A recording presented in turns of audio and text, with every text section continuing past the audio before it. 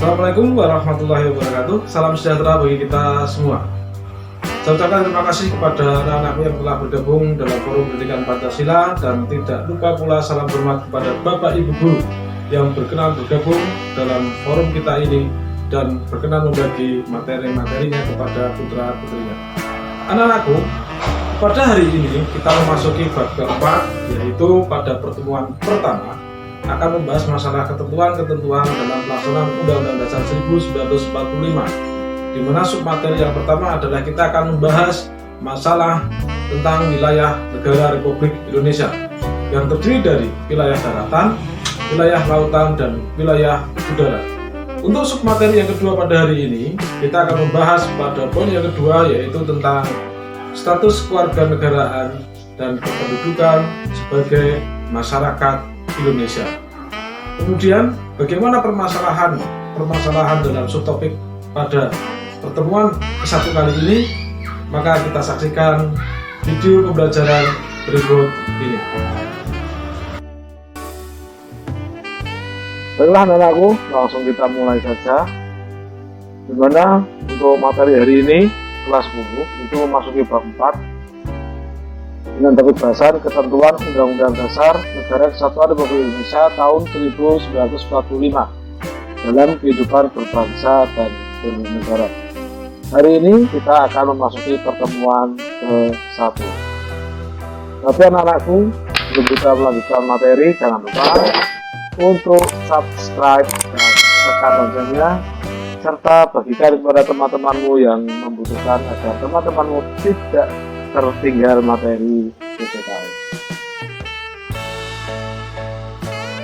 Pada bab 4 ini kita membutuhkan waktu secara keseluruhan KD, yaitu 4 kali 45 menit atau 2 kali pertemuan.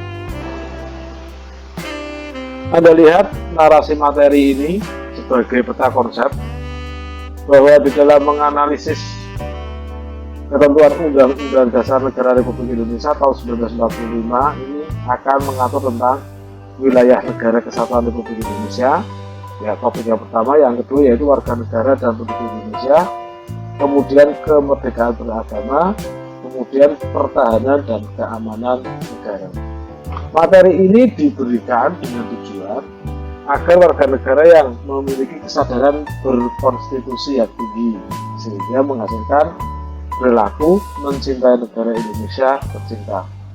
Pada pertemuan pertama hari ini adalah materi yang akan kita bahas itu 2, wilayah negara kesatuan Republik Indonesia dan pemahaman warga negara dan penduduk Indonesia. Kita masuki topik bahasan yang pertama, wilayah negara kesatuan Republik Indonesia.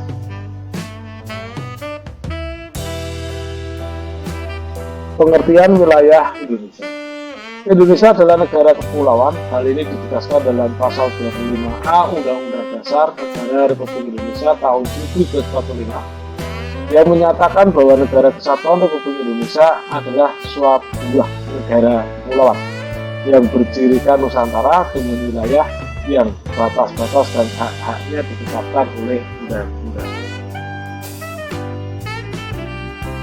Istilah Nusantara dalam ketentuan tersebut dipergunakan untuk menggambarkan kesatuan wilayah perairan dan gugusan pulau-pulau Indonesia yang terletak di antara Samudra Pasifik dan Samudra Indonesia, serta di antara dua benua, yaitu benua Asia dan benua Australia.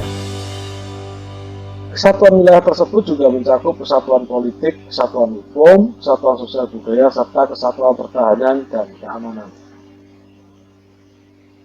Dengan demikian, meskipun wilayah Indonesia terdiri atas ribuan pulau, tetapi semuanya terikat dalam satu kesatuan negara, yaitu Negara Kesatuan Republik Indonesia. Luas wilayah negara kita adalah 5.180.053 km persegi, sedangkan wilayah daratan seluas 1.922.570 km persegi, dan wilayah lautan seluas 3.257.483 km persegi, tersebar lebih dari 13.466 pulau yang terbentang antara Sabang dan Merauke. Pulau-pulau tersebut bukanlah wilayah-wilayah yang terpisah, tetapi membentuk suatu kesatuan yang utuh.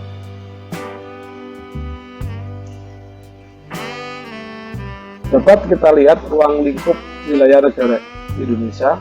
Yang pertama adalah wilayah daratan, ini termasuk tanah di bawahnya.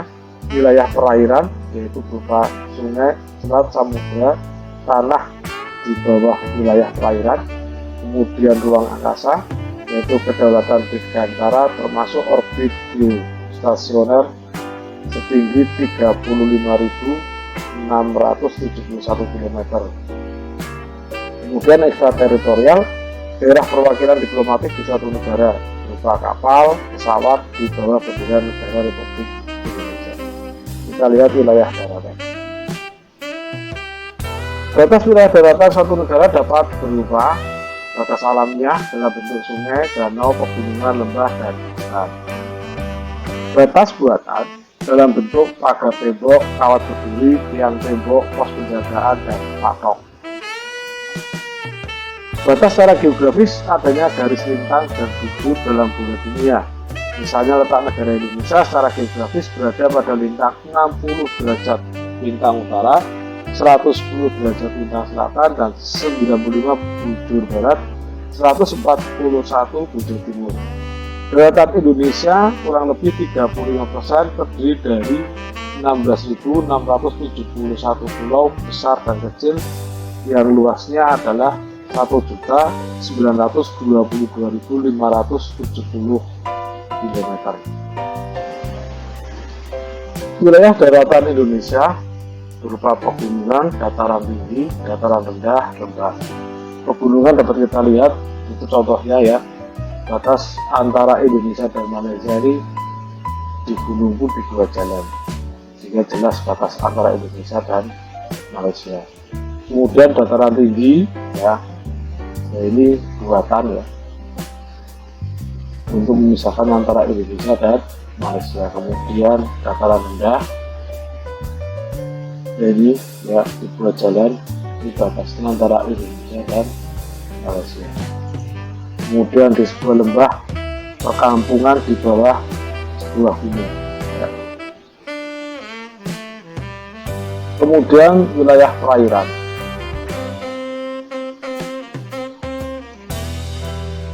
Wilayah lautan. Wilayah lautan berupa samudra, laut, selat, danau, dan sungai dalam batas wilayah negara.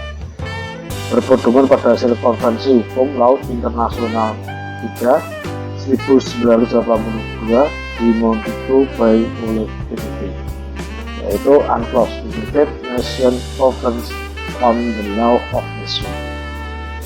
Ditandatangani tanggal 10 Desember 1982 oleh 119 negara peserta, yaitu 117 negara dan 2 organisasi kebangsaan di dunia.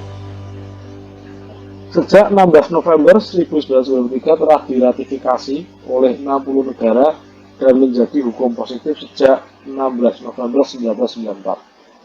Negara yang tidak memiliki lautan atau landlocked, negara yang memiliki wilayah lautan dengan pulau-pulau di dalamnya archipelago state.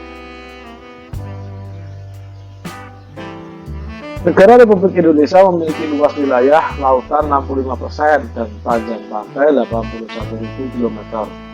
Perjuangan wilayah laut Indonesia sejak proklamasi yaitu 3 mil laut, yaitu Territorial Zone Maritime Ringan Ordonansi TZMKO 1939. Deklarasi Juanda 13 Desember 1957 yaitu mendapatkan 12 mil laut. Ini berupa Undang-Undang Nomor 4 ya, tahun 1960. Yang ketiga yaitu Konvensi PBB tentang Hukum Laut 1958. Terus tahun 1982 dicantumkan asas negara kepulauan atau yang disebut dengan archipelagic state atau yang disebut umum itu archipelago state.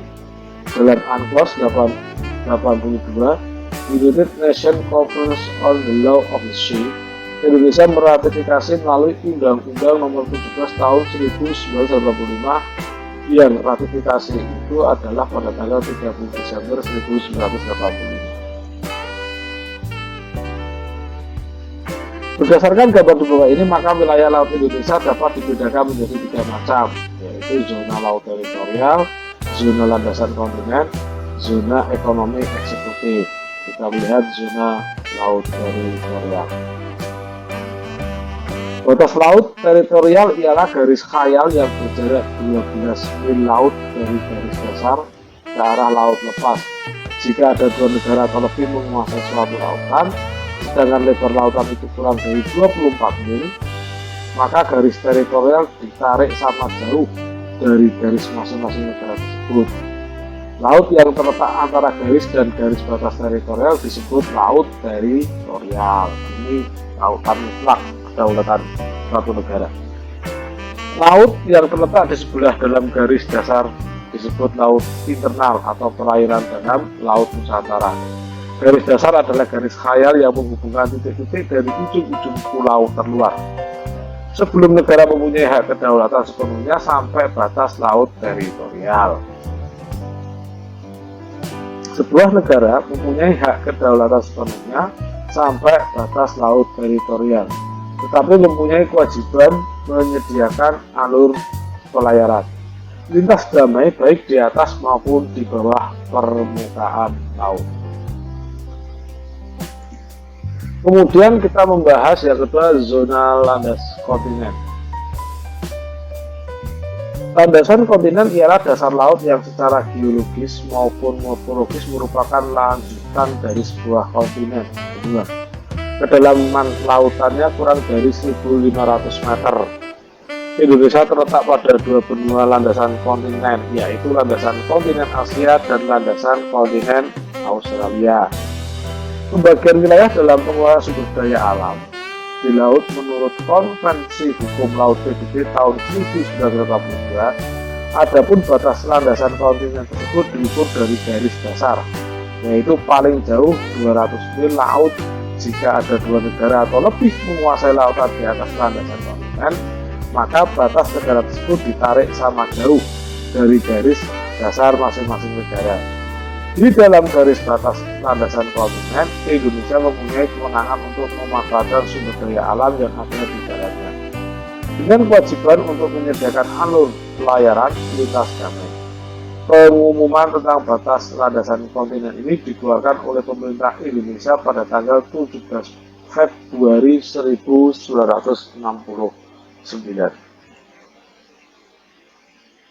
Kemudian kita akan membahas masalah zona ekonomi eksklusif, yaitu jalur laut selebar 200 mil laut ke arah lautan terbuka diukur dari garis dasar. Di dalam zona ekonomi eksklusif ini, Indonesia mendapat kesempatan pertama dalam memanfaatkan sumber daya laut. Di dalam zona ekonomi eksklusif ini, kebebasan pelayaran dan pemasangan kabel serta pipa di bawah permukaan laut tetap diakui sesuai dengan prinsip-prinsip hukum laut internasional. Batas landas kontinen dan batas zona ekonomi eksklusif. Jika ada 2 negara yang bertetangga saling tumpang tindih, maka ditetapkan garis-garis yang menghubungkan titik-titik yang sama jauhnya dari garis dasar kedua negara itu sebagai batasnya. Pengumuman tentang zona ekonomi eksklusif Indonesia dikeluarkan oleh pemerintah Indonesia pada tanggal 21 Maret 1980. Kita lihat video berikut ini. Baseline atau garis pangkal adalah pertemuan antara air ketika dia surut dengan daratan. Jadi garis yang dibentuk dari pertemuan air dengan daratan itu ditunjukkan di sini. Itu disebut dengan garis pangkal. Nah, dari garis pangkal itulah kemudian negara berhak untuk mengklaim laut ke arah luar, yaitu pertama berupa laut teritorial yang lebarnya 12 mil laut. Jadi untuk Anda yang mungkin belum paham seberapa lebar mil laut itu, kalau Anda terbiasa dengan meter misalnya, 1 mil laut itu sama dengan 1852 meter. Jadi 12 mil diukur dari garis pangkal. Nah, untuk laut teritorial ini tidak hanya air laut yang bisa diklaim, tapi juga udara di atasnya dan dasar laut di bawahnya, seperti yang ilustrasiin bidang kuning itu. Di luar itu, negara bisa atau berhak atas apa yang namanya zona tambahan atau contiguous zone yang lebarnya dari garis pangkal itu 24 mil laut. Nah, untuk contiguous zone ini, negara hanya berhak atas air lautnya saja. Di luar itu, negara berhak atas apa yang namanya zona ekonomi eksklusif atau ZEE yang lebarnya 200 mil laut dari garis pangkal. Untuk ZEE ini, cakupannya adalah air laut dan dasar laut di bawahnya. Nah, pada ZEE ini, negara berhak menggunakan sumber daya yang ada di sana. Misalnya dalam hal ini di airnya berarti ikan, gitu ya, dan segala macam sumber daya yang ada pada air itu. Di luar itu, negara juga berhak atas apa yang namanya landas kontinen atau dasar laut. Jadi ini khusus tentang dasar laut. Artinya suatu negara berhak untuk mengklaim dasar laut atau berhak atas dasar laut lebih dari 200 mil dari garis pangkalnya. Untuk landas kontinen ini hanya dasar laut. Jadi ketika bicara landas kontinen, kita bicara sumber daya yang ada di dasar laut, utamanya misalnya sumber daya hidrokarbon, dalam hal ini minyak dan gas bumi. Ya, itu ya keterangan dari ahli melalui video sebagai ilustrasi. Kita lanjutkan untuk materi selanjutnya, yaitu kita akan membahas masalah ruang angkasa. Wilayah udara. Pasal 1 Konvensi Paris 1919 menyatakan bahwa negara-negara merdeka dan berdaulat berhak mengadakan eksplorasi dan eksploitasi di wilayah udaranya. Konvensi Chicago 1944 pasal 1 bahwa setiap negara mempunyai kedaulatan yang utuh dan eksklusif di ruang udara di atas wilayahnya. Berdasarkan Undang-Undang Negara Indonesia tahun 20, berdasarkan Undang-Undang Negara Indonesia nomor 20 tahun 1982, batas wilayah kedaulatan dirgantara termasuk orbit geostasioner setinggi 35.671 km. Dari teori tentang konsepsi wilayah udara, yaitu teori udara bebas atau Air Freedom Theory. Kebebasan ruang udara tanpa batas wilayah udara dapat digunakan oleh siapapun. Kebebasan udara terbatas, setiap negara berhak mengambil tindakan tertentu untuk keamanan dan keselamatannya. Teori negara berdaulat di udara atau The Air Sovereignty. Teori keamanan. Suatu negara mempunyai kedaulatan yang diperlukan untuk menjaga keamanannya. Teori pengawasan atau Cooper's Control Theory, bahwa kedaulatan negara ditentukan oleh kemampuan negara yang bersangkutan untuk mengawasi wilayah di atasnya secara fisik dan kimia. Teori udara yang disebut dengan Schechter, bahwa wilayah udara itu haruslah sampai suatu ketinggian di mana udara masih cukup mampu mengangkat dan mengapungkan balon dan pesawat udara. Jadi kalau kita lihat gambar di sini, kalau ini kan tentang hukum laut ini, Anda konsentrasinya berarti di bagian atas. Nah ini bahwa Indonesia memiliki kedaulatan mutlak itu 110 km. Di 110 km dari daratan ditarik ke atas, ini hak kedaulatan negara Indonesia pada dirgantara. Jadi tidak boleh ada pesawat yang lewat sini. Kalau pesawat asing lewat sini ya atas izin pemerintah Republik Indonesia.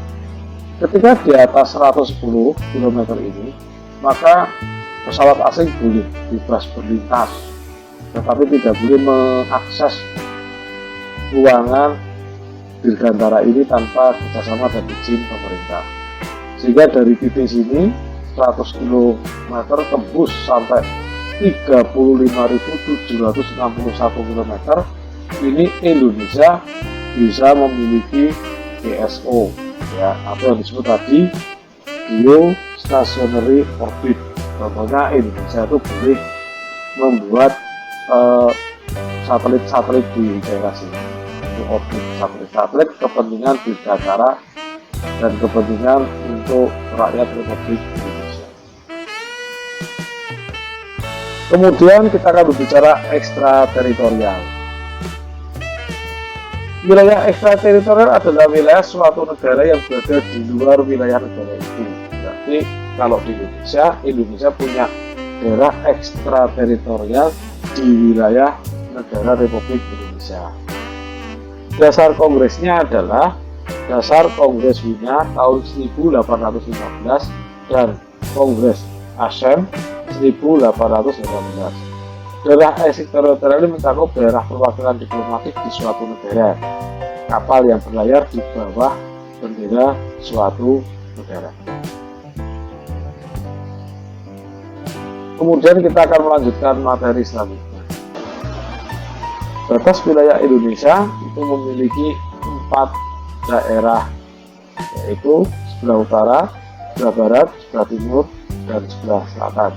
Kita lihat lebih dahulu sebelah utara. Indonesia berbatasan langsung dengan Malaysia bagian timur, tepatnya di sebelah utara Pulau Kalimantan. Malaysia merupakan negara yang berbatasan langsung dengan wilayah darat Indonesia. Wilayah laut Indonesia sebelah utara berbatasan langsung dengan laut 5 negara, yaitu Malaysia, Singapura, Thailand, Vietnam, dan Filipina. Kemudian untuk sebelah barat, wilayah negara Indonesia berbatasan langsung dengan Samudra Hindia dan perairan negara India. Tidak ada negara yang berbatasan langsung dengan wilayah darat Indonesia di sebelah barat. Walaupun secara geografis daratan Indonesia terpisah jauh dengan daratan India, tetapi keduanya memiliki batas-batas wilayah yang terletak di titik-titik tertentu di sekitar Samudra Hindia dan Laut Andaman. 2 pulau yang menandai perbatasan Indonesia-India adalah Pulau Rondi di Aceh dan Pulau Nicobar di India. Kemudian di sebelah timur, ini daerah Papua ya.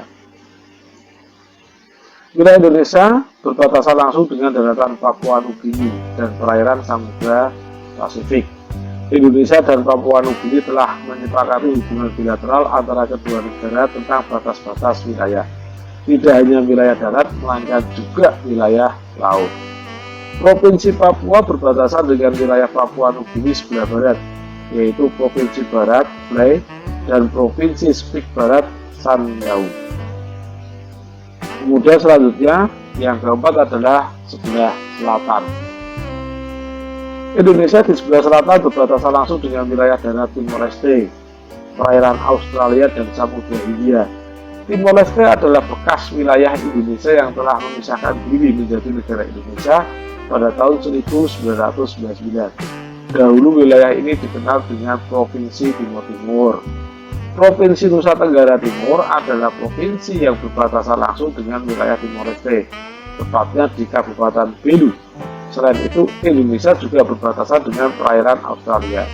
Di awal tahun 1997, Indonesia dan Australia telah menyepakati batas-batas wilayah negara keduanya yang meliputi zona ekonomi eksklusif atau yang disebut dengan ZEE dan batas landasan kontinen.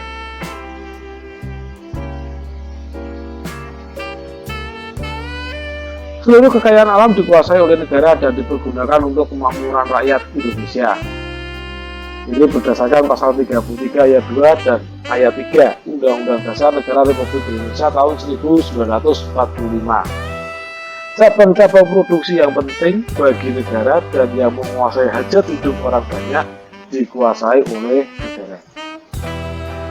Bumi dan air dan kekayaan alam yang terkandung di dalamnya dikuasai oleh negara dan dipergunakan untuk sebesar-besar kemakmuran rakyat. Negara mempunyai hak penguasaan atas kekayaan alam Indonesia. Oleh karena itu, maka negara mempunyai kewajiban-kewajiban antara lain segala bentuk pemanfaatan bumi dan air serta hasil yang didapat kekayaan alam dipergunakan untuk meningkatkan kemakmuran dan kesejahteraan rakyat. Untuk yang kedua, yaitu melindungi dan menjamin segala hak rakyat yang terdapat di dalam atau di atas bumi, air, dan berbagai kekayaan alam tertentu yang dapat dihasilkan secara langsung atau dinikmati langsung oleh rakyat. Mencegah segala tindakan dari pihak manapun yang akan menyebabkan rakyat tidak mempunyai kesempatan atau akan kehilangan haknya dalam menikmati kekayaan alam.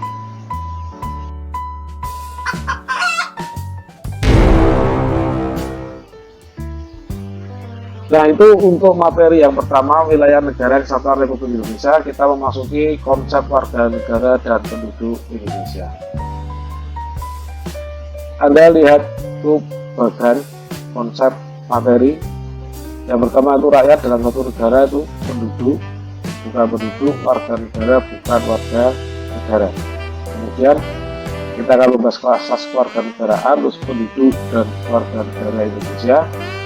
Dan selanjutnya undang-undang warga negara Indonesia, kedudukan warga negara dan kewarganegaraan Indonesia. Warga negara Republik Indonesia yang pertama, rakyat dalam suatu negara, yaitu meliputi semua orang yang bertempat tinggal di dalam wilayah kekuasaan negara dan tunduk pada kekuasaan negara itu. Secara sosiologis, rakyat adalah sekumpulan manusia yang dipersatukan oleh rasa persamaan dan yang bersama-sama mendiami suatu wilayah tertentu. Secara hukum, rakyat merupakan warga negara dalam suatu negara yang memiliki ikatan hukum dengan pemerintah. Rakyat berdasarkan hubungannya dengan daerah tertentu dapat dibedakan menjadi penduduk dan bukan penduduk. Penduduk adalah mereka yang bertempat tinggal atau berdomisili. Ini kata kuncinya. Penduduk adalah mereka yang bertempat tinggal dan berdomisili di dalam suatu wilayah negara atau menetap untuk jangka waktu lama. Penduduk yang memiliki status kewarganegaraan disebut sebagai warga negara Indonesia. Warga negara asing yang menetap di Indonesia karena suatu pekerjaan itu juga disebut sebagai penduduk, ya. Bukan penduduk adalah mereka yang berada di dalam suatu wilayah negara hanya untuk sementara waktu. Contoh, para turis mancanegara. Rakyat berdasarkan hubungannya dengan pemerintah negaranya dapat dibedakan menjadi warga negara dan bukan warga negara. Warga negara adalah mereka. Warga negara adalah mereka yang berdasarkan hukum tertentu merupakan anggota dari suatu negara dengan status kewarganegaraan, warga negara asli atau warga negara keturunan asing. Warga negara juga dapat diperoleh melalui proses naturalisasi atau proses untuk ingin menjadi warga negara suatu negara berdasarkan hukum yang berlaku. Bukan warga negara atau orang asing adalah mereka yang berada pada suatu negara tetapi secara hukum tidak menjadi anggota negara yang bersangkutan, namun tunduk pada pemerintah di mana mereka berada, atau contohnya adalah duta besar, kantor asing, dan sebagainya.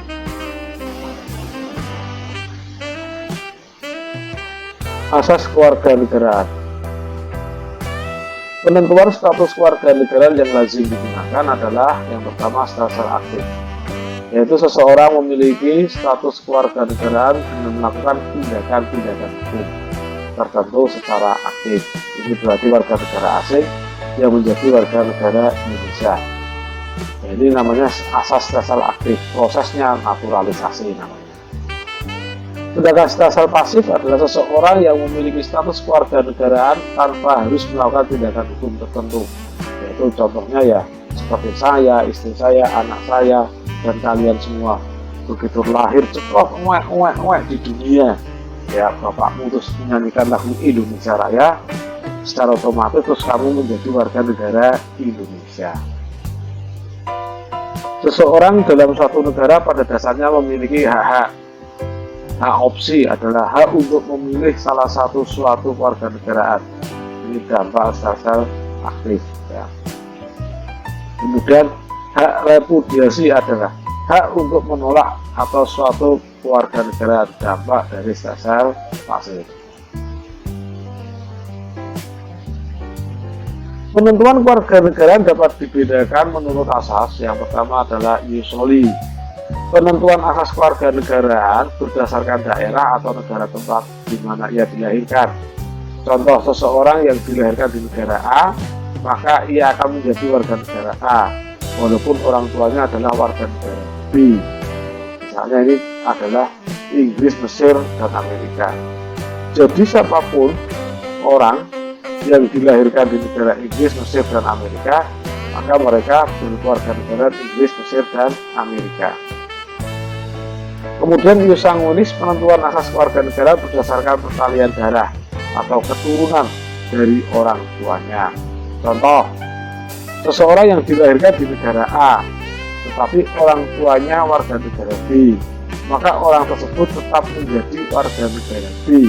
Ini dianut oleh negara RRC. Status kewarganegaraan ini ada dua. Yang pertama adalah apatride, yaitu seseorang yang dilahirkan dari orang tua yang berstatus warga negara suatu negara dengan asas ius soli dan dilahirkan di negara yang berstatus asas ius sanguinis. Jadi mereka itu dilahirkan dari orang tua yang negaranya menganut asas ius soli. Ini berarti Amerika ya, contohnya. Terus kemudian anak itu dilahirkan pada negara yang berstatus asas ius sanguinis. Maka anak tersebut tidak memiliki status kewarganegaraan. Nah, ini misalnya warga negara asing, namanya adalah Mr. John, dan dia telah menikah dengan Mrs. Jane. Ya. Nah, Mr. John dan Mrs. Jane ini kemudian mereka bekerja di Cina, dan ketika mereka bekerja di Cina, lahirlah anak di Cina. Maka anaknya Mr. John dan Mrs. Jane ini statusnya apatride, tidak memiliki kewarganegaraan. Kemudian bipatride, yaitu seorang anak yang dilahirkan oleh orang tua yang berkewarganegaraan suatu negara dengan asas ius sanguinis, akan tetapi dilahirkan di negara yang menggunakan asas ius soli. Misalnya saja, ya, ini orang Cina, misalnya namanya Lin Kuan Yew, ya, misalnya Mr. Lin Kuan Yew ini menikah dengan Mrs. Li, dia warga negara Cina, kemudian merantau bekerja di Amerika, lahirlah seorang anak di Amerika. Maka anak yang dilahirkan di Amerika oleh warganegaraan Cina ini diakui warganegaraannya oleh Amerika, karena Amerika menggunakan asas ius soli. Sedangkan negara Cina juga mengakui anak dari orang yang berwarga Cina yang lahir di Amerika. Ya, ini jadi anaknya memiliki dua kewarganegaraan, yaitu kewarganegaraan Amerika dan kewarganegaraan Cina. Ini contoh. Penduduk dan warga negara Indonesia. Ini berdasarkan pasal 26 Undang-Undang Dasar 1945 perihal warga negara dan penduduk. Yang menjadi warga negara ialah orang-orang bangsa Indonesia asli dan orang-orang bangsa lain yang disahkan dengan undang-undang sebagai warga negara. Penduduk ialah warga negara Indonesia dan orang asing yang bertempat tinggal di Indonesia. Hal-hal mengenai warga negara dan penduduk diatur dengan undang-undang. Penduduk Indonesia berdasarkan Indices Charlie-King tahun 1972 terbagi dalam 3 golongan, yaitu yang pertama adalah golongan Eropa yang terdiri atas bangsa Belanda. Kedua, bukan bangsa Belanda tetapi orang yang asalnya dari Eropa, berarti Inggris, Prancis, Amerika, ya. Yang ketiga, bangsa Jepang untuk kepentingan hubungan perdagangan. Yang keempat, orang-orang yang berasal dari negara lain yang hukum keluarganya sama dengan hukum keluarga Belanda, Amerika, Australia, Rusia, dan Afrika Selatan dan keturunannya. Golongan timur asing yang terdiri atas golongan Cina, Tionghoa, dan yang kedua golongan timur asing bukan Cina, yaitu orang Arab, India, Pakistan, Mesir, dan lain-lain. Yang ketiga adalah golongan bumi putra Indonesia asli, ya, yang meliputi orang-orang Indonesia asli setelah keturunannya yang tidak memasuki golongan rakyat lain. Orang yang mula-mula termasuk golongan rakyat lain lalu masuk dan meninggalkan hidupnya dengan golongan Indonesia asli. Mengapa Indonesia itu kok dimasukkan golongan yang ketiga? Karena ini masih dalam penjajahan hukum pada masa penjajahan Belanda. Jadi orang Indonesia di golongan yang paling bawah. Peraturan perundang-undangan tentang warga negara Indonesia yang pernah berlaku. 1. Undang-Undang RI Nomor 3 Tahun 1945 tentang warga negara di Indonesia. Undang-Undang Nomor 2 1958 tentang penyelesaian warga negaraan antara Indonesia dan RRC. 3. Undang-Undang Nomor 62 1998 tentang warga negara Indonesia sebagai penyempurnaan Undang-Undang Nomor 3 Tahun 1946. Kemudian Undang-Undang Nomor 4 Tahun 1969 tentang pencabutan Undang-Undang Nomor 2 Tahun 1958 dan dinyatakan tidak berlaku lagi. Kemudian Undang-Undang Nomor 3 Tahun 1976 tentang perubahan pasal 18 Undang-Undang Nomor 62 Tahun 1998. Yang berlaku sekarang adalah Undang-Undang Nomor 12 Tahun 2000 tentang Kewarganegaraan Republik Indonesia. Peraturan perundang-undangan pendukung pelaksanaan undang-undang tentang warganegaraan Republik Indonesia adalah yang pertama Undang-Undang RI Nomor 9 Tahun 1992 tentang keimigrasian. Yang kedua Peraturan Pemerintah RI Nomor 32 Tahun 1994 tentang visa, izin masuk dan izin keimigrasian. Kemudian yang ketiga Peraturan Pemerintah RI Nomor 18 Tahun 2005 tentang perubahan atas Peraturan Pemerintah RI Nomor 32 1994 tentang visa, izin masuk dan izin keimigrasian. Dan yang keempat Instruksi Presiden RI Nomor 26 Tahun 1994 tentang menghentikan penggunaan istilah pribumi dan non-pribumi dalam semua perumusan dan penyelenggaraan kebijakan, kegiatan penyelenggaraan pemerintahan, perencanaan program ataupun pelaksanaan. Kedudukan warga negara dan kewarganegaraan di Indonesia. Yang pertama adalah kedudukan warga negara. Kedudukan warga negara yaitu di dalam suatu negara sangat penting statusnya terkait dengan hak dan kewajiban yang dimiliki. Perbedaan status kedudukan sebagai warga negara sangat berpengaruh terhadap hak dan kewajibannya, baik yang mencakup bidang politik, ekonomi, sosial, budaya maupun agama. Kewajiban dasar sebagai warga negara menjunjung tinggi nilai-nilai kemanusiaan dan keadilan. Pembukaan Undang-Undang Dasar 1945 alinea 1. Menghargai nilai-nilai persatuan, kemerdekaan dan kedaulatan bangsa. Pembukaan Undang-Undang Dasar 1945 alinea 2. Kemudian menjunjung tinggi dan setia kepada konstitusi negara dan dasar negara, yaitu pembukaan Undang-Undang Dasar 1945 alinea 4.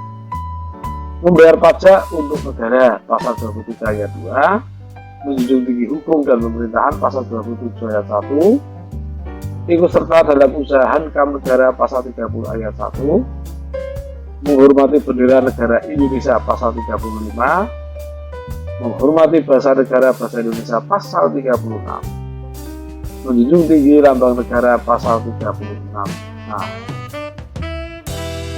Menghormati lagu kebangsaan Indonesia Raya pasal 36. Itulah anak-anakku kewajiban dasar sebagai warga negara. Hak dasar sebagai warga negara.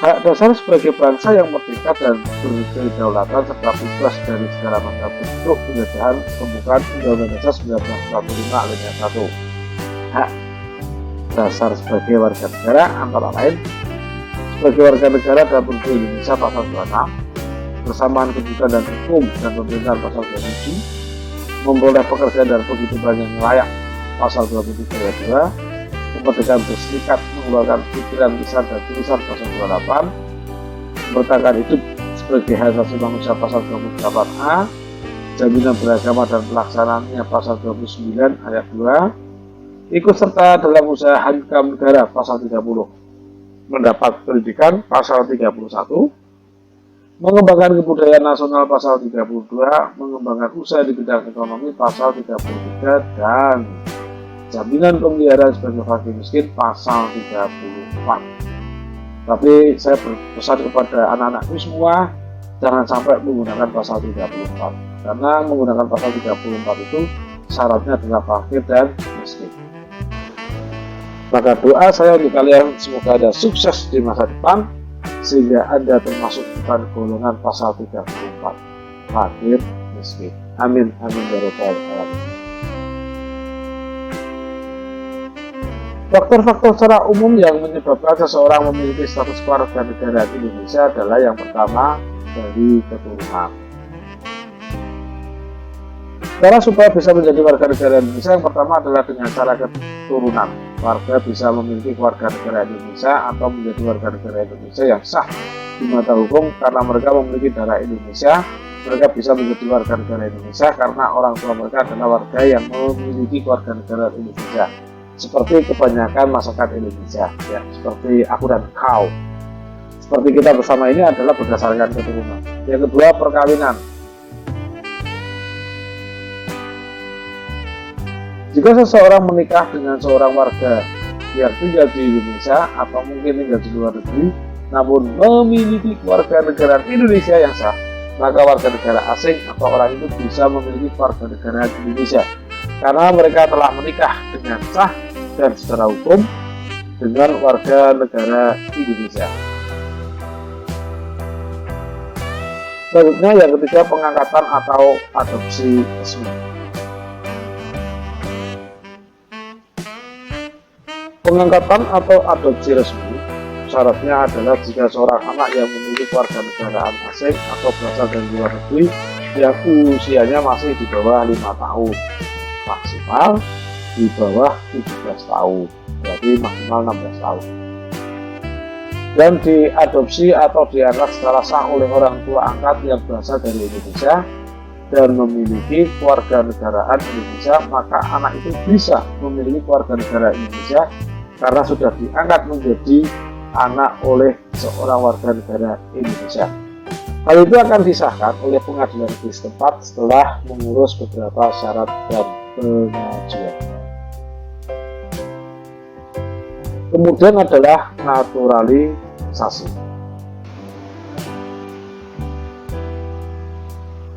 Naturalisasi sebenarnya adalah perpindahan dari kewarganegaraan asing menjadi kewarganegaraan Indonesia dengan cara mengajukan permohonan berdasarkan hukum yang berlaku. Artinya ada upaya-upaya hukum yang dilakukan sehingga seseorang itu bisa menjadi warga negara Indonesia. Kemudian naturalisasi istimewa, yaitu pemberian status kewarganegaraan yang diberikan kepada warga negara asing yang telah berdasar pada suatu negara, dapat dengan pernyataan sendiri pemohon untuk menjadi warga negara tersebut atau dapat diminta menjadi warga negara oleh negara yang bersangkutan. Kewarganegaraan istimewa dapat diberikan oleh pemerintah suatu negara dengan persetujuan dari lembaga legislatif dengan alasan dan kepentingan negara, atau jika yang bersangkutan telah berjasa terhadap negara. Pada mereka itu dibebaskan syarat-syarat sebagaimana terjadi pada kewarganegaraan biasa. Warga negara biasa itu yang tadi naturalisasi yang lewat proses hukum. Akan tetapi yang bersangkutan tetap diharuskan mengucapkan sumpah dan janji setia kepada negaranya yang baru. Kemudian yang ke-6 yaitu pernyataan memilih bagi yang memiliki kewarganegaraan ganda atau BPA 3. Kewarganegaraan Indonesia bisa juga didapatkan mereka yang memiliki status kewarganegaraan ganda atau yang disebut dengan BPA 3 karena dapat adanya penerapan asas ius sanguinis dan ius soli pada umumnya suatu negara. Anak yang bersangkutan ini memiliki kewarganegaraan ganda sampai usianya 18 tahun saja. Setelah ia genap berusia 18 tahun, maka di mata hukum ia sudah dianggap sebagai orang dewasa. Sehingga ketika usianya genap 18 tahun, ia wajib memilih kewarganegaraan yang ia anut atau inginkan. Bagi anak BPA 3 yang juga penganut kewarganegaraan Indonesia selama ini memiliki kewarganegaraan ganda, maka ia bisa memilih kewarganegaraan Indonesia dan mengurusnya melalui pengadilan negeri setempat dan memenuhi syarat yang diperlukan dan diminta. Setelah itu, baru kewarganegaraan gandanya hilang dan kini ia hanya memiliki kewarganegaraan Indonesia secara sah di mata hukum.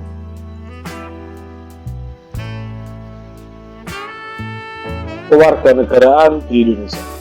Menurut Undang-Undang Nomor 62 Tahun 1958 yang dapat memperoleh kewarganegaraan Republik Indonesia, 1. Mereka yang menjadi warga negara menurut undang-undang atau peraturan perjanjian yang terlebih dahulu berlaku.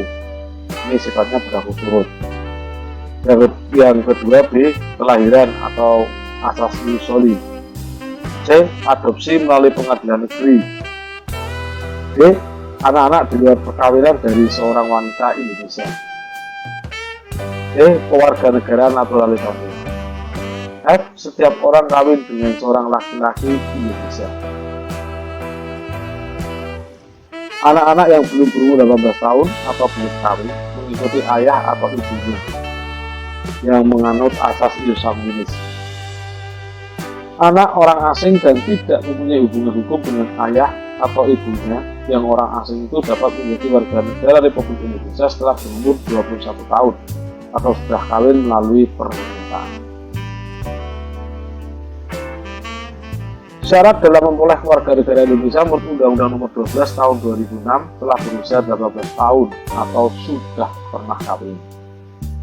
2. Pada waktu mengajukan permohonan sudah bertempat tinggal di wilayah negara Republik Indonesia paling singkat 5 tahun berturut-turut atau paling singkat 10 tahun tidak berturut-turut. Sehat jasmani dan rohani. Dapat berbahasa Indonesia serta mengakui dasar negara Pancasila dan Undang-Undang Dasar Negara Republik Indonesia tahun 1945. Tidak pernah dijatuhi pidana karena melakukan tindak pidana yang diancam dengan pidana penjara 1 tahun atau lebih. F. Jika dengan memperoleh kewarganegaraan Republik Indonesia tidak menjadi kewarganegaraan ganda. Mempunyai pekerjaan dan atau penghasilan tetap dan membayar uang kewarganegaraan ke kas negara.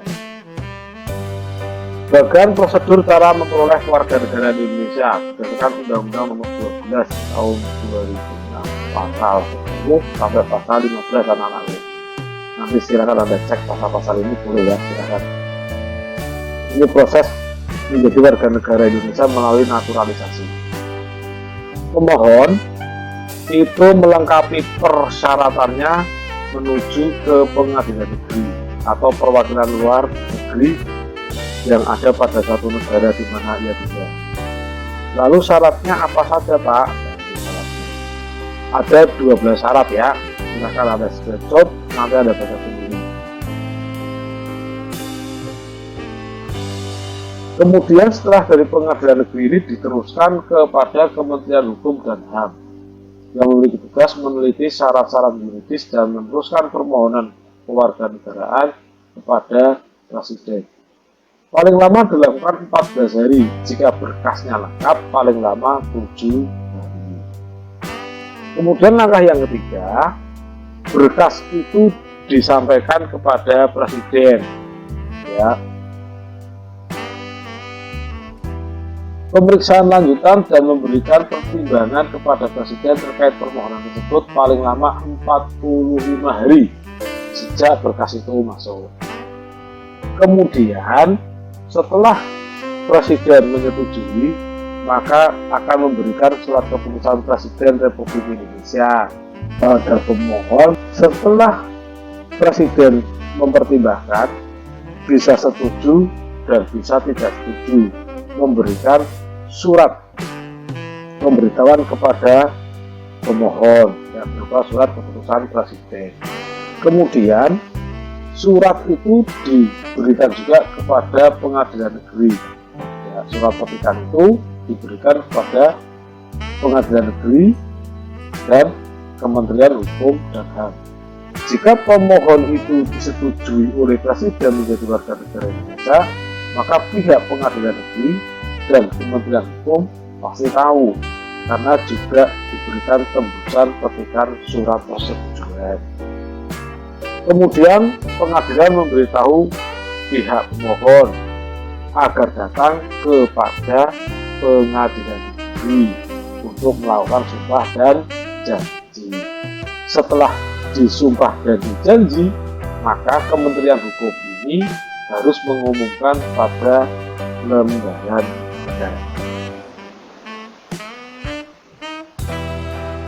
kehilangan kewarganegaraan, memperoleh kewarganegaraan lain atas kemauan sendiri. Yang kedua, tidak menolak, tidak melepaskan kewarganegaraan lain. C. Dinyatakan hilang kewarganegaranya oleh presiden atas permohonannya sendiri. Yang bersangkutan sudah berusia 18 tahun, bertempat tinggal di luar negeri. D. Masuk dalam dinas tentara asing tanpa izin dari presiden. Oke, secara sukarela masuk dalam dinas negara asing. F. Secara sukarela mengangkat sumpah dan menyatakan janji setia kepada negara asing. G. Turut serta dalam pemilihan yang bersifat ketatanegaraan untuk negara asing. H. Mempunyai paspor atau surat yang bersifat paspor dari negara asing. I. Bertempat tinggal di luar wilayah negara Indonesia selama 5 tahun terus-menerus, bukan dalam rangka dinas negara.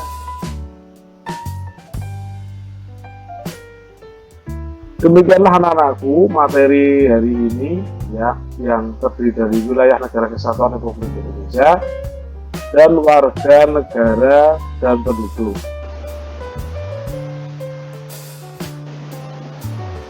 Demikianlah pertemuan pada hari ini dengan pembahasan wilayah Indonesia yang meliputi wilayah darat, wilayah laut, wilayah udara, daerah ekstrateritorial. Kemudian yang kedua, status warga negara Indonesia, yaitu pengertian rakyat, warga negara, penduduk, hak, kewajiban warga negara, asas-asas kewarganegaraan, faktor-faktor mendapatkan kewarganegaraan, cara mendapatkan kewarganegaraan Indonesia, dan sikap kehilangan kewarganegaraan. Materi berikutnya minggu depan adalah kemerdekaan beragama dan pertahanan keamanan. Demikian anak-anakku, mohon maaf apabila ada kesalahan. Jangan lupa subscribe, like, dan share pada teman-temanmu yang membutuhkan. Dari Bapak Guru, mohon maaf apabila ada kesalahan secara tulis dan ucapan. Wassalamualaikum warahmatullahi wabarakatuh. Salam sejahtera.